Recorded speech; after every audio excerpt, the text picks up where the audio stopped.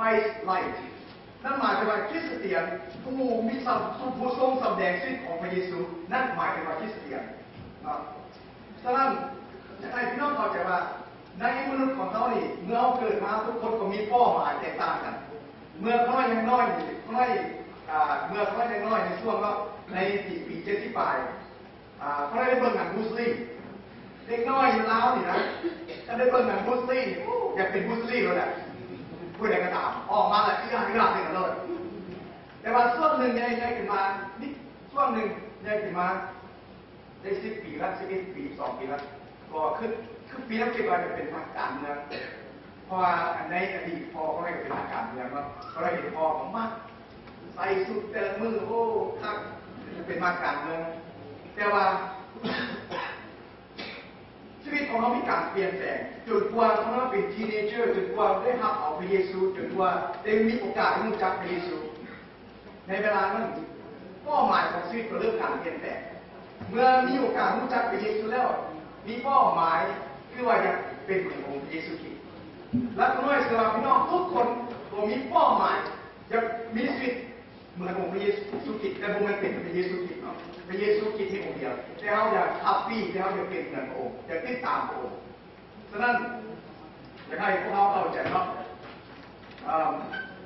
ถ้าเฮาจะเป็นเหมือนพระเยซูคริสต์เฮาต้องศึกษาบุคลิกลักษณะของพระองค์ว่าพระองค์เป็นยังไงฉะนั้นในหัวข้อที่พี่น้องเล่านี่ว่าในการพูดถึงนี่ว่ามิสฟิตเป็นเหมือนพระเยซูคริสต์ So our theme today we talk about Christ to be like Christ likeness. So in order for us to be like Christ, in order for us to understand Christ, we have to study His character, His belief, His life. ฉะนั้นการที่เราจะรู้จักองค์พระเยซูคริสต์เราต้องศึกษาพระคำของพระเจ้าต้องรู้จักพระคำของพระเจ้ามี2แนวที่เขาจะรู้จักพระเยซูคริสต์ได้ต้องศึกผ่านพระคำของพระเจ้าและอีกตรงนึง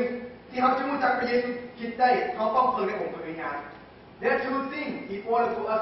to know Christ we have to study the word but anything in the scripture talk about Christ talk about Jesus Christ and second thing in order for us to know Jesus we have to obey depend on the Holy Spirit because the Spirit of God will reveal everything in ฉะนั้นก่อนเราจะรู้จักองค์พระเยซูคริสต์เจ้านี่เขาต้องยอมตัวในพระวิญญาณเพราะพระวิญญาณนั้นจะแสดงพระเยซูคริสต์จะเปิดเผยในพระคำของพระเจ้าในโยฮันบทที่16ข้อ15ว่าพระองค์จะทรงให้เราได้รับเกียรติพระองค์จะทรงเอาทุกสิ่งที่เป็นของเรามาประกาศแก่เราพระองค์นั้นหมายถึงพระวิญญาณพระวิญญาณจะนำเกียรติสู่พระเยซูคริสต์พระวิญญาณจะนำทุกสิ่งอย่างเป็นของพระองค์นั้นของพระเยซูคริสต์เจ้ามาเปิดเผยแก่เรา So according to God's word the Spirit of God will reveal Christ to us so we have to depend on the Holy Spirit ฉะนั้นเขาจำเป็นต้องพึ่งพระวิญญาณแล้วศึกษาพระคำของพระเจ้าปีนี้เป็นปี2012ในตอนบ่ายวันนี้เขาจะเทศนาให้พี่น้องมี12ประการมี12ข้อที่จะให้พี่น้องศึกษาว่าชีวิตของพระเยซูมีชีวิตลักษณะแบบใด So this year in 2012 I will give you two character two lifestyle of Jesus Christ Now the first one Jesus is holy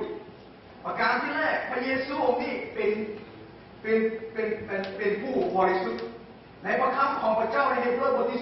4ข้อ15บอกว่าพวกเขามีปารุหิตบ่มีปารุหิต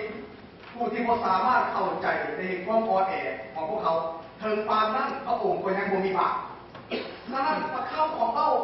พระเจ้าว่าอย่างชัดเจนว่าพระเยซูคริสต์เจ้าเป็นพระเจ้าเป็นผู้บริสุทธิ์ In Hebrews 4:15 describe that Jesus is the high priest and he is the holy one พระองค์เป็นผู้บริสุทธิ์ฉะนั้นพวกเขาที่เชื่อในองค์พระเยซูคริสต์เจ้านี่เขาต้องเรียนแบบต้องศึกษาความบริสุทธิ์ของพระองค์ว่าพระองค์มีชีวิตบริสุทธิ์แบบอย่างไรพระเจ้าทรงเรียกร้องพวกเขาทุกคนที่เชื่อในพระเจ้าบ่เพียงแต่อยากให้เขาเป็นลูกของพระเจ้าแต่พระเจ้าจะให้เขามีชีวิตบริสุทธิ์ Jesus not just taught us that we can be His daughter and His son, but He's also taught us that we can live a holy life. อันนี้คือจุดประสงค์ของพระเจ้าเนาะฉะนั้นในพระคำของพระเจ้าใน1เปโตรบทที่1ข้อ15บอกว่ามีคำเขียนไว้ว่าเจ้าทั้งหลายจงบริสุทธิ์เพราะว่าเขาบริสุทธิ์ In Peter chapter 1 verse 15 say like this, Be holy because I am holy. Our God is holy God. So that's why He expecting us to be holy. Because God called us not just to be the child of God or children of God, but He wants us to live a holy life.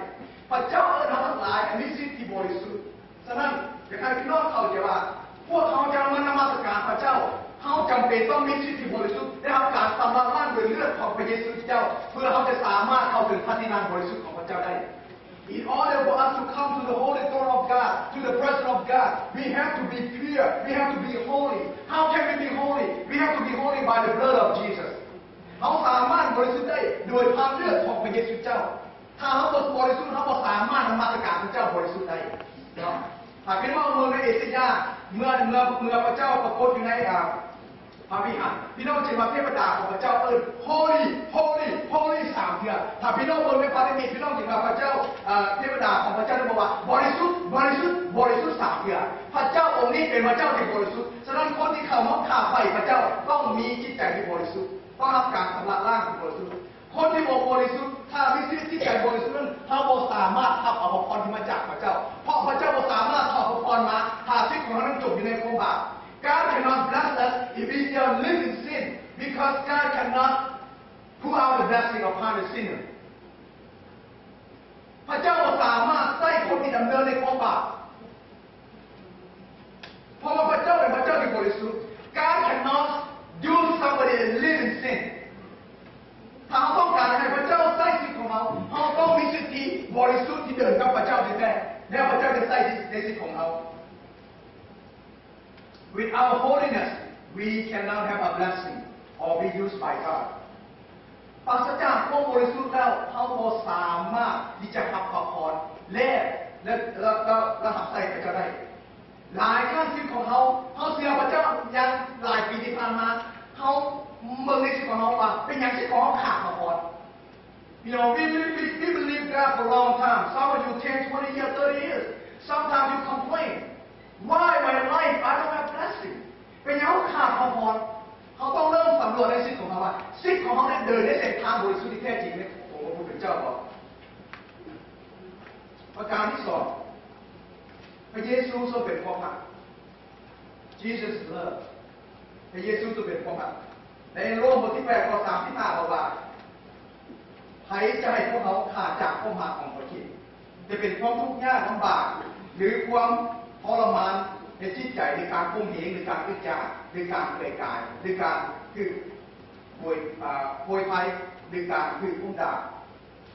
พระคำของพระเจ้าก็ยังชัดเจนว่าบ่มีใครสามารถแยกเอาเขาจากความรักของพระเจ้าพระเยซูทรงเป็นความรักพระคำของพระเจ้าได้เล่าอยู่ในโยฮันบท15ข้อ13บอกว่า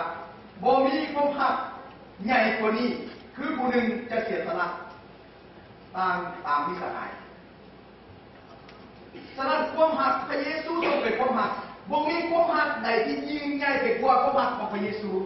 บ่มีผู้ใดในโลกสามารถไปจะตายสำหรับมนุษย์โลกแต่พระเยซูนี่พระองค์ได้บอกว่าพระองค์เป็นความรักแล้วพระองค์เพียงแต่เฝ้าเท่านั้นแต่ชีวิตของพระองค์แสดงว่าพระองค์มีความรักอย่างเต็มล้นและความรักของพระองค์นี่บ่มีความรักอื่นใดจะสามารถเท่าเทียมได้ผู้นั้นเป็นผู้หนึ่งที่ว่าขาดความรักในชีวิตล้มเหลวในชีวิตพ่ายแพ้ในชีวิตจนกว่าวันหนึ่งเขาได้สัมผัสกับความรักของพระเจ้าและความรักที่เขาได้สัมผัสนี่เป็นความรักที่พ่อแม่บ่สามารถเอาให้เป็นความรักบ่แม่นสู้สาวสามารถเอาให้แต่เป็นความรักที่บ่สามารถที่จะอธิบายได้เป็นความรักที่อิ่มเต็มในชีวิตเขาได้สัมผัสความรักของพระเจ้าในพันร้อย96เมื่อพระเจ้าได้สัมผัสน้อยเขาได้ห้องให้กับพระเจ้ามือพระหัตถ์ของพระเจ้าได้กอดออกจนค่อยแบบบ่สามารถจะปัดอ้อมกอดของพระองค์ในวันนั้นคนได้รู้ว่าพระเจ้ามีแท้จริงเพราะว่าหัวใจที่เคยแตกสลายหัวใจที่เคยเจ็บซ้ำหัวใจที่ล้มเหลวเมื่อพระหัตถ์ของพระเจ้าทอเข้ามาหัวใจนี้ได้รับการเปลี่ยนแปลงได้รับการสู้กำลังได้มีพลังเกิดขึ้นได้มีความหวังเกิดขึ้นได้มีการอัศจรรย์ภายในบ่สามารถจะอธิบายได้ In 1996 that's the first time I experienced the love of God This heart used to be broken I live in emptiness